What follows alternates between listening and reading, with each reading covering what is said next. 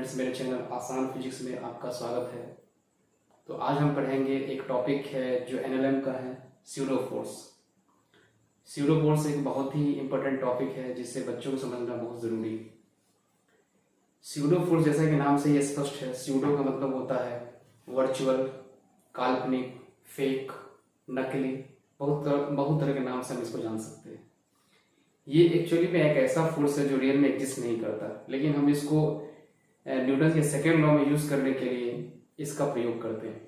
Pseudo force को समझने से पहले हम सबसे पहले एक फ्रेम ऑफ रेफरेंस के बारे में बात कर लेते हैं। फ्रेम ऑफ रेफरेंस होता क्या है? फ्रेम ऑफ रेफरेंस वो लोकेशन होता है जहां पर से कोई ऑब्जर्वर मोशन के पैरामीटर को ऑब्जर्व करता है, वो फ्रेम ऑफ रेफरेंस कहलाता है। तो फ्रेम ऑफ रेफरेंस दो तरह के होते हैं, एक होते हैं इनर्शियल फ्रेम ऑफ रेफरेंस, दूसरा होता है non inertial frame of reference. Inertial frame of reference वो होता है जो एक्सेलरेट ना करता हो, यानी जिसका एक्सेलरेशन जीरो हो, यानी कि वो या तो रेस्ट में हो या फिर मूविंग विद कांस्टेंट वेलोसिटी, वो कहलाता है इनर्शियल फ्रेम ऑफ रेफरेंस। और non inertial frame of reference का मतलब होता है कि उस फ्रेम का कुछ न कुछ एक्सेलरेशन होगा, वो एक्सेलरेट कर रहा होगा। तो बेसिकली न्यूटन ने अपने लॉ को जो प्रपोज किया था वो basically inertial frame of reference के लिए था। जब non inertial frame of reference के लिए न्यूटन के सेकेंड लॉ को अप्लाई करते हैं तो वो नॉन इनर्शियल फ्रेम में होल्ड नहीं करता, तो उसको होल्ड करवाने के लिए हमें एक तरह के फोर्स का उसमें प्रयोग करना पड़ता है, उसी का नाम है स्यूडो फोर्स। जैसा कि बेसिकली मैं यहाँ पर एक लिफ्ट लिया हूं, लिफ्ट ए एक्सेलरेशन से ऊपर जा रहा है और हमारे पास उस लिफ्ट में एक जो है मास m का एक रस्सी से बंधा हुआ है। मैं इस रस्सी का टेंशन निकालना चाहता हूं, तो इस रस्सी का टेंशन निकालने के लिए हमने दो ऑब्जर्वर को रखा है। एक ऑब्जर्वर जो है कि ये ग्राउंड पर है, एक ऑब्जर्वर हमारा वो लिफ्ट के फ्रेम में है, यानी कि लिफ्ट के साथ ये ऑब्जर्वर भी हमारा ए एक्सेलरेशन के साथ एक्सेलरेट कर रहा है। तो जब हम इसका एफबीडी बनाएंगे तो सबसे पहले इसको कैलकुलेट करने के लिए हम ऑब्जर्वर को ग्राउंड पर रखते हैं। ग्राउंड पर रख करके हम देखते हैं कि इस रस्सी में क्या टेंशन प्रोड्यूस हो रहा है। तो सबसे पहले हम इसका एफबीडी बनाएंगे। तो एफबीडी क्या होगा इसका? ये मास m है, इसका जो वेट काम करेगा नीचे mg और रस्सी में टेंशन काम करेगा ऊपर। ये ऐसा इसको दिखेगा और इसको दिखेगा इस वाले ऑब्जर्वर को कि ये वाला लिफ्ट ऊपर जाता हुआ, यानी कि बॉब भी उसके साथ ऊपर जाएगा। तो इसका इक्वेशन जो लिखाया जाएगा T minus mg equal to ma, mass into acceleration. तो T इक्वल टू हो जाता है ma प्लस mg, यानी कि m कॉमन आ गया तो a प्लस g, ये T इक्वल टू आ गया। तो ये ऑब्जर्वर को जो टेंशन रस्सी में दिख रही है m into a plus g। अब थोड़े से इसके लोकेशन को चेंज कर दे, इस ऑब्जर्वर को ला करके मैं यहाँ पर, या फिर अलग से मैं यहाँ पर एक ऑब्जर्वर को ऑलरेडी बिठा रखा हूं। अब ये इसके टेंशन को कैलकुलेट करेगा कितना टेंशन आ रहा है। तो मैं इसको इधर दिखाता हूं, ये जो देखेगा ये देखेगा इस बॉब को रेस्ट पर है, क्योंकि इस ऑब्जर्वर के रेस्पेक्ट में ये बॉब उसको रेस्ट में दिखाई देगा, न तो ऊपर जाता हुआ देखेगा नीचे, क्योंकि ये तो इसके रेस्पेक्ट में दिख रहा है ऊपर जा रहा है, लेकिन ये बॉब इसको हमेशा अपने इस नजर को गिराए रखेगा इस पर, लेकिन ये बॉब हमेशा इसको रेस्ट में मालूम पड़ेगा। तो जब हम इसका इक्वेशन लिखेंगे यहाँ पर तो इसमें बॉब का मास हो जाएगा mg जो नीचे की तरफ काम कर रहा है, और टेंशन हो जाएगा t। बस इस ऑब्जर्वर को सिर्फ इतना ही दिखेगा और बाद में रेस्ट पर दिखेगा। जब मैं इसका इक्वेशन लिखूंगा तो ये हो जाएगा t माइनस mg, यानी कि t minus mg equal to mass into acceleration, mass into acceleration हो जाएगा 0। तो t minus mg equal to 0 या t इक्वल टू mg। इस वाले ऑब्जर्वर को रस्सी में टेंशन mg दिख रहा है, इस वाले ऑब्जर्वर को रस्सी में tension m into a plus g दिख रहा है। इसका मतलब है कि न्यूटन का जो लॉ है ये फेल होता हुआ नजर आ रहा है। अब ये दोनों ऑब्जर्वर न्यूटन साहब के पास आते हैं और कहते हैं कि भाई ये आपके लॉ में क्या घपला है कि मैं यहां से ऑब्जर्व कर रहा हूं तो टेंशन कुछ और दिख रहा है, यहां से दिख रहा है, यहां पर मैं जब इसकी टेंशन को मेजर कर रहा हूं तो यहाँ पर कुछ और कैलकुलेटर का वैल्यू आ रहा है, ये क्या दिक्कत है आपके लॉ में? तो न्यूटन साहब दोनों ऑब्जर्वर से बात करते हैं और कहते हैं कि तुमने टेंशन को कैसे निकाला। तो ये कहता है कि मैं ग्राउंड पर था और देखा लिफ्ट को ऊपर जाते हुए इस मास के साथ में, तो उसके हिसाब से मैं एफबीडी बनाया और नेट फोर्स लिख करके मास इंटू एक्सेलरेशन किया। जैसे इस केस में नेट फोर्स लिखा और मास इंटू एक्सेलरेशन किया, तो टी इक्वल टू इतना है। अब मैं, और ये ऑब्जर्वर कहता है कि मैं लिफ्ट के फ्रेम में ही था और लिफ्ट ए एक्सेलरेशन से जा रही थी। तो बोला यही तो तुमने गड़बड़ी कर दी, क्योंकि मेरा लॉ जो बेसिकली वैलिड है वो इनर्शियल फ्रेम ऑफ रेफरेंस में है, यानी कि जो फ्रेम में किसी भी तरह का एक्सेलरेशन ना हो। लेकिन तुमने वही बहुत बड़ी गलती कर दी कि तुमने एक्सेलरेटिंग फ्रेम में जाकर के मेरे लॉ को होल्ड करने की कोशिश करवाया, इसलिए तुम्हारा रिजल्ट गलत आया। लेकिन जो ऑब्जर्वर ग्राउंड पर खड़ा हुआ है उसके रिस्पेक्ट में जो टेंशन रस्सी में प्रोड्यूस हो रहा है और जो मेजरमेंट आ रहा है वो बिल्कुल करेक्ट है। तो फिर इस ऑब्जर्वर ने कहा तो फिर इसमें हम, अगर मैं लिफ्ट के फ्रेम में ही चला जाऊं तो फिर भी मैं आपके लॉ को लगाना चाहता हूं, तो इस लॉ को मैं कैसे लगाऊं।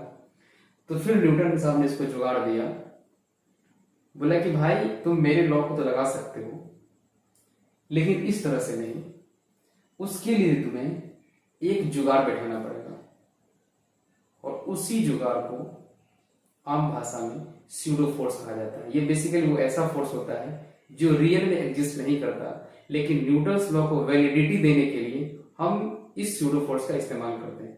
अब स्यूडो फोर्स का जो ये होता है कैलकुलेशन होता है वो होता है मास ऑफ द ब्लॉक, जिस ब्लॉक का को आप ऑब्जर्व करना चाह रहे हैं, और एक्सेलरेशन ऑफ द फ्रेम, और उसको हम अपोजिट दिशा में दिखाते हैं। तो यहां पर हमें क्या करना होगा, अगर मैं ऑब्जर्वर को मैं यहां पर रखूं उसके बाद मैं टेंशन यहां पर मेजरमेंट करूं, तो ये ऑब्जर्वर को चाहिए कि उसको एक स्यूडो फोर्स भी इस पर लगाए, अदरवाइज मेरा रिजल्ट गलती आता रहेगा। तो यही जुगाड़ है स्यूडो फोर्स।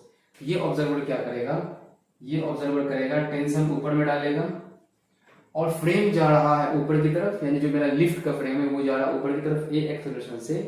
तो इस वाले ऑब्जर्वर को एक स्यूडो फोर्स अप्लाई करने पड़ेगा अपोजिट डायरेक्शन में, mass of the this block या mass of this ball and acceleration of the frame, इस डायरेक्शन में, यानी कि एम ए। और ये एम जी तो ऑलवेज डाउनवर्ड काम करेगा, ये हो जाएगा एम जी। तो अब देखिए जब इसका एफबीडी हमने बना लिया, जब इसका इक्वेशन लिखेंगे तो ये हो जाएगा टी है ऊपर की तरफ, तो T minus M G minus M A, और इसको रेस्ट में दिखाई देगा इक्वल टू 0। तो टी इक्वल टू हो जाएगा M G plus M A equal to M common तो जी प्लस ए। देखिए अब बिल्कुल सेम आ गया। अब इस ऑब्जर्वर को भी स्यूडो फोर्स लगाने के बाद वही टेंशन नजर आ रहा है जो इस ऑब्जर्वर को ग्राउंड पर से नजर आ रहा है। तो pseudo force basically non inertial frame में अप्लाई किया जाता है, क्योंकि जहां पर हमारा फ्रेम, जिस फ्रेम में हम मोशन को के पैरामीटर्स को ऑब्जर्व कर रहे हैं, तो उस फ्रेम में हम एक स्यूडो फोर्स अप्लाई करके न्यूटन्स के लॉ को वैलिड कराते हैं। अदरवाइज न्यूटन का जो सेकेंड लॉ है जो बेसिकली वो इनर्शियल फ्रेम ऑफ रेफरेंस में ही वैलिड है। नॉन इनर्शियल फ्रेम में अगर लगाना चाहते हैं तो आपको एक स्यूडो फोर्स को अप्लाई करना होगा। तो इसके आधार पर मैं एक और एग्जांपल दे रहा हूं, उसमें आप देखिए क्या हो रहा है। इस वाले एग्जांपल में हम देखें तो कार जो है हमारा ए एक्सेलरेशन से एक्सेलरेट करके आगे जा रहा है और बॉब हमारा इस कुछ एंगल पर टिल्ट हो गया है। तो कितने एंगल पर टिल्ट होगा हमें वो निकालना है। इसमें भी सेम टू सेम वही बात अप्लाई करेंगे। अगर मैं इसको ग्राउंड के फ्रेम से, मैं दोनों फ्रेम से मैं दिखाऊंगा, मैं पहले ग्राउंड के फ्रेम से मैं इसका एंगल निकालूंगा और फिर मैं इसके कार के फ्रेम में जाकर के एंगल निकालूंगा, क्योंकि कार एक्सेलरेट कर रहा है, यानी कि ये non inertial frame of reference है और जो हमारा ग्राउंड है इनर्शियल फ्रेम ऑफ रेफरेंस है। तो सबसे पहले मैं किसी ऑब्जेक्ट को ग्राउंड पे रख रहा हूं, ये हमारा ऑब्जर्वर है, ठीक है। तो सबसे पहले इसके बेसिस पर मैं देखूंगा कितना इसमें टिल्ट है, क्योंकि इस ऑब्जर्वर को ये वाला बॉब इसको इस तरह से लटका हुआ मिलेगा। तो इसका सबसे पहले हम एफबीडी बनाते हैं। इसका मास हो जाएगा mg और इस पर टेंशन ऐसे वर्क कर रहा है। ये अगर थीटा से इंक्लिनेशन है तो ये वाला भी थीटा हो जाएगा। जब मैं इसके कंपोनेंट को ब्रेक करूंगा तो ये हो जाएगा टी कॉस थीटा, ये हो जाएगा टी साइन थीटा। तो ये ऑब्जर्वर को जो फील होगा, इस ब्लॉक के वर्टिकल डायरेक्शन में किसी तरह का मोशन नहीं दिखेगा, ये ब्लॉक इसको आगे मूव करता हुआ दिखेगा, यानी कि इसका जो ड्राइविंग फोर्स होगा वो होगा टी साइन थीटा। तो इसका जब हम इक्वेशन लिखेंगे तो T cos theta equal to M G, equation number 1। और टी साइन थीटा से आगे बढ़ता हुआ मालूम पड़ रहा है, तो T sine theta equal to हो जाएगा मास इंटू एक्सेलरेशन। तो इसको, इस वाले ऑब्जर्वर को ये बॉब इस एक्सेलरेशन से ज्यादा मालूम पड़ेगा, तो इसका मास इंटू एक्सेलरेशन, इक्वेशन नंबर 2। अब हम इसको क्या करेंगे, 2/1 कर देंगे, 2/1। ये हमारा हो जाएगा sine theta, sorry tan theta equal to हो जाएगा ए बाई जी। तो थीटा इक्वल टू हो जाएगा टेन इनवर्स ए बाई जी। तो इसका एंगल जो निकलेगा टेन इनवर्स ए बाई जी। अब इसी एंगल को मैं इसके फ्रेम में जाकर के कैलकुलेट करूंगा। तो यहां पर देखिए, अब मैं क्या करता हूं, ऑब्जर्वर को यहां पर ला करके कहता हूं कि भाई यहां पर आकर के इसके एंगल का वैल्यू कैलकुलेट करके दिखाओ। ये ऑब्जर्वर यहां पर आ चुका है। अब ये जो ऑब्जर्वर है ये है एक्सेलरेटिंग फ्रेम में, यानी कि नॉन इनर्शियल फ्रेम में। ये ऑब्जर्वर इसके एंगल को निकालेगा। तो ये ऑब्जर्वर जो एलपीडी देखेगा, ये देखेगा कि बॉब का जो मास है वो नीचे डाउनवर्ड काम कर रहा है, टेंशन ऐसे काम कर रहा है, ठीक है। और ऑब्जर्वर को ये चीज इसको रेस्ट में दिखाई देगा, किसी भी तरह का मोशन नहीं है। तो इसके अगर मैं कंपोनेंट की बात करूं, हाँ, इसमें क्या करेगा ये ऑब्जर्वर को, जैसे आपको हमने बताया, क्योंकि इसमें हम डायरेक्ट न्यूटन सेकंड लॉ को अप्लाई नहीं कर सकते, क्योंकि ये हमारा नॉन एक्सेलरेटिंग फ्रेम है। तो इसे में हमें एक स्यूडो फोर्स लगाना होगा। स्यूडो फोर्स किस तरफ, जिस तरफ एक्सेलरेटिंग फ्रेम है उसके अपोजिट डायरेक्शन में। तो कैसे स्यूडो फोर्स होता है, मास ऑफ द बॉब और acceleration of the accelerating frame. तो इस फ्रेम का हमने एक्सेलरेशन दिया, मास इसका डाला, ये हो गया। अब हमें इस टेंशन को दो पार्ट में रिजॉल्व करें, तो ये वाला अगर थीटा है तो ये वाला भी थीटा होगा। तो ये हो जाएगा टी कॉस थीटा और ये हो जाएगा टी साइन थीटा। और ये ऑब्जर्वर को ये वाला बॉब इसको रेस्ट में दिखाई देगा, क्योंकि ये ऑब्जर्वर कार के फ्रेम में जो एक्सेलरेट कर रहा है, ये ऑब्जर्वर इसको देखेगा, इसको कहीं मूवमेंट दिखेगा नहीं, वहीं पर उसको अटका हुआ दिखेगा। तो मतलब ये रेस्ट में तो जो रेस्ट की जो इक्वेशन है इक्विलिब्रियम को वो लगाएंगे, यानी हर डायरेक्शन में फोर्स इक्वल होगा। तो ये हो जाएगा T sine theta equal to M A, T sine equal to M A, और ये हो जाएगा T cos theta equal to M G. इसमें भी equation number 1, equation number 2, 1 divide by 2, तो T T cancel, sine theta by cos है tan theta, और M से एम कैंसिल तो ए बाय जी। तो थीटा इक्वल टू हो जाता है टेन इनवर्स ए बाय जी।